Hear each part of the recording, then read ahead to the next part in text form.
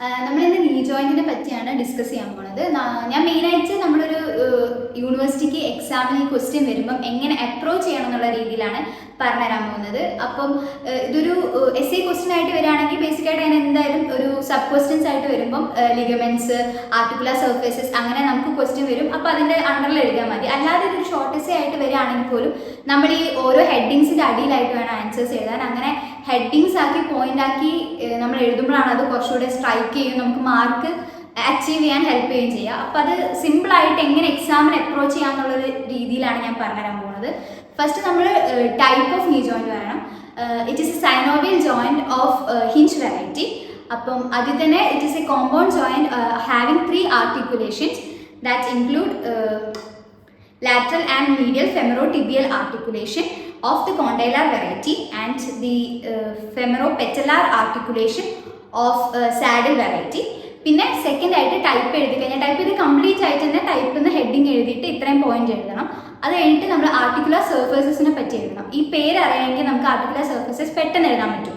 എങ്ങനെയാണെന്ന് വെച്ചാൽ lateral and medial condyles of tibia, lateral and medial condyle of femur, trochlear surface and articular surface of patella എന്ന് പറഞ്ഞിട്ട് അത് എഴുതണം. അതിപ്പോൾ കൂടുതൽ മാർക്കിനാണ് ഈ ആർട്ടിക്കുലർ സർഫേസസ് എന്ന് പറഞ്ഞ ഹെഡിങ് വരുന്നതെന്ന് വെച്ചാൽ നമ്മൾ ആ ബ്രീഫ് എക്സ്പ്ലനേഷന് 1-2 പോയിന്റ്സ് എന്ന് വെച്ചാൽ ഇതൊരു എങ്ങനെ നമുക്കതൊന്ന് കൺവേ ചെയ്യാൻ പറ്റും എന്നുള്ള രീതിയിൽ 1-2 പോയിന്റ്സ് മാത്രം ആഡ് ചെയ്യുക. അല്ലാതെ ഡീറ്റെയിൽ ആയിട്ട് വാല്യൂസ് എഴുതേണ്ട ആവശ്യമില്ല.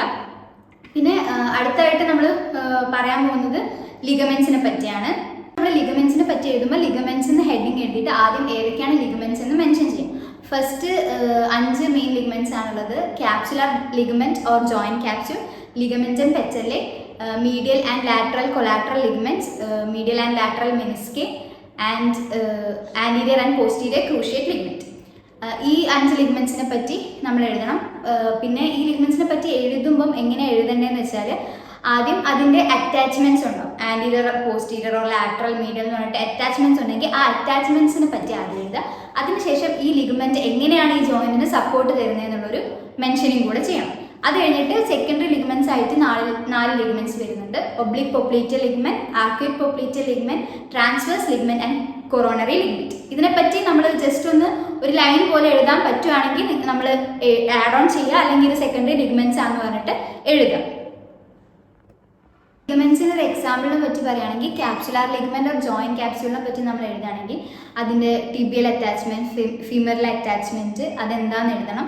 അതിൻ്റെ കൂടെ തന്നെ നമ്മൾ ജോയിന്റ് ക്യാപ്സ്യൂളിനെ പറ്റി മെൻഷൻ ചെയ്യുമ്പോൾ സൈനോവിയൽ മെംബ്രെയിനെ പറ്റി മെൻഷൻ ചെയ്യണം. ആ സൈനോവിയൽ മെംബ്രെയിൻ എന്തൊക്കെ സ്ട്രക്ചേഴ്സിനാണ് എൻക്ലോസ് ചെയ്യുന്നതെന്നും കൂടെ എഴുതണം. നമ്മൾ ഇതിൻ്റെ കൂടെ തന്നെ എഴുതേണ്ട ഒരു കാര്യമാണ് structures or factors are maintaining the stability of knee joint. അതിൽ വരുന്ന സാധനങ്ങളാണ് lateral and medial collateral ligament side to side stability provide ചെയ്യും. Anterior and posterior cruciate ligament anterior and posterior stability provide ചെയ്യും.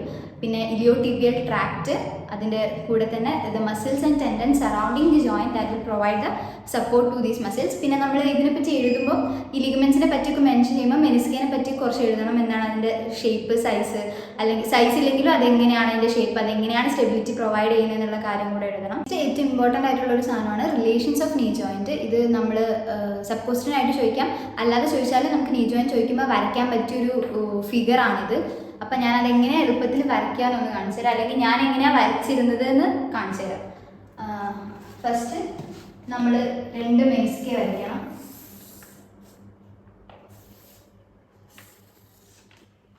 അതിനുശേഷം ലിഗമെന്റ്സ് ആണ് add ചെയ്യുന്നത്.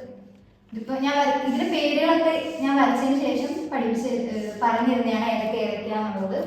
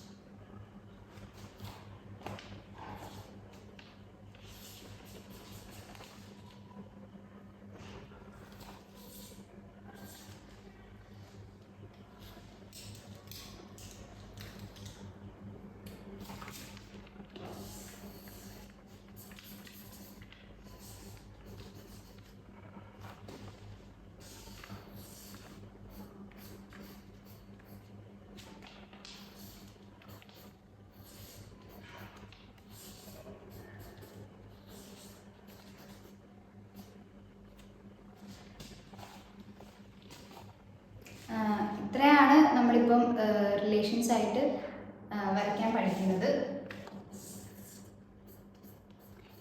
ഈ വരച്ച റിലേഷൻസ് വെച്ചിട്ട് വേണം നിങ്ങൾ എന്ത് ചെയ്യാൻ, എഴുതാൻ വേണ്ടിയിട്ട്. അപ്പം നമുക്ക് പെട്ടെന്ന് എഴുതാൻ പറ്റും. അല്ലാതെ നമ്മൾ റിലേഷൻസ് മാത്രമായിട്ട് ബൈഹാർട്ട് ചെയ്ത് പഠിക്കുമ്പോൾ നമുക്ക് പെട്ടെന്ന് എഴുതാൻ പറ്റില്ല. ഇത് വരച്ചതിന് ശേഷം നമ്മൾ ഇതിൽ നിന്ന് എഴുതാൻ വേണ്ടിയിട്ട് പഠിക്കണം.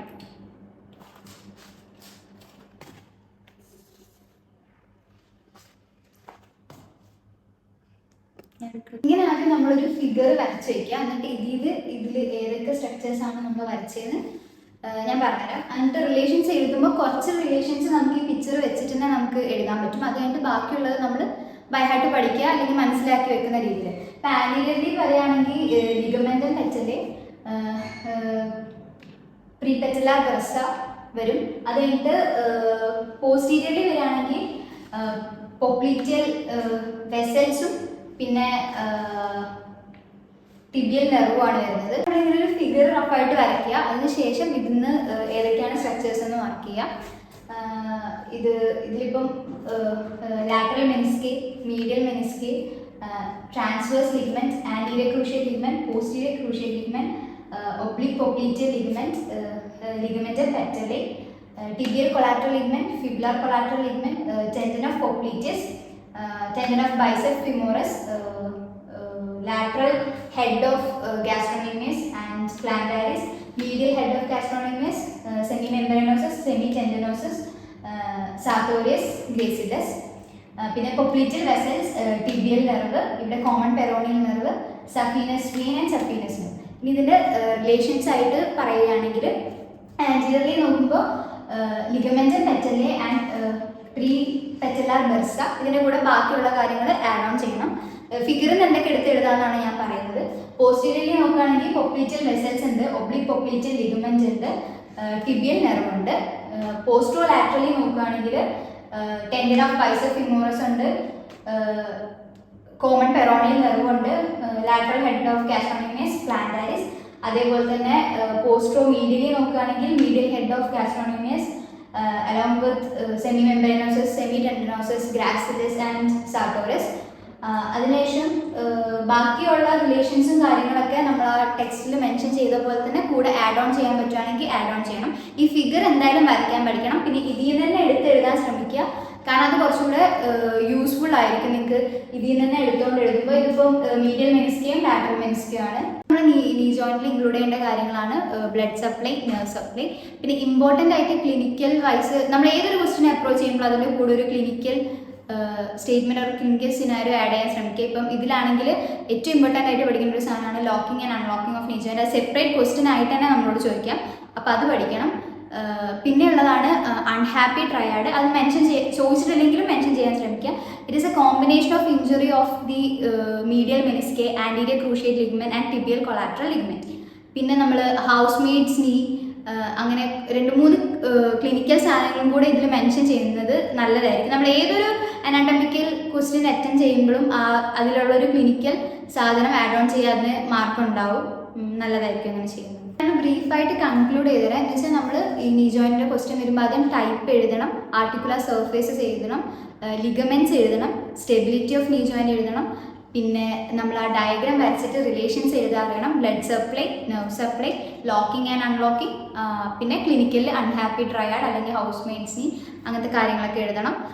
പിന്നെ ഞാനൊരു എക്സാമ്പിളായിട്ടൊരു ക്വസ്റ്റ്യൻ വായിച്ചു തരാം. ഈ ക്വസ്റ്റ്യൻ ഒന്ന് ജസ്റ്റ് ഒന്ന് മനസ്സിലാക്കി വെച്ചാൽ ഇതുപോലെ ആയിരിക്കാം നിങ്ങൾക്ക് ക്ലിനിക്കൽ സിനാരിയോ വരുമ്പോൾ വരാവുന്നത്. A 22-year-old football player twisted his flexed knee while running.